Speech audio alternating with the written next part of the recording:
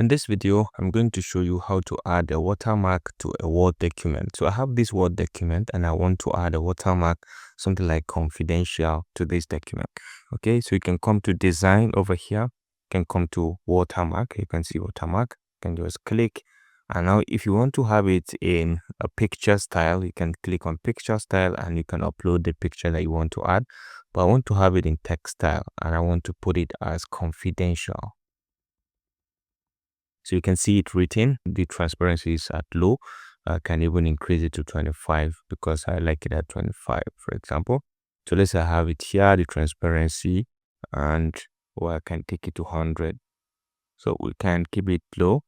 You can increase the transparency, the font color. You can change it to something much darker so that it becomes a bit visible. Then the orientation, you can have original or dialogued. You can have a diagonal. I usually prefer the diagonal. You can have it bolded and you can have it italicized if you're interested in making it italicized as well. So this is for this. And once you say okay to this, this is going to be inserted in all of your document within the Microsoft Word. If you found this helpful, please leave a like.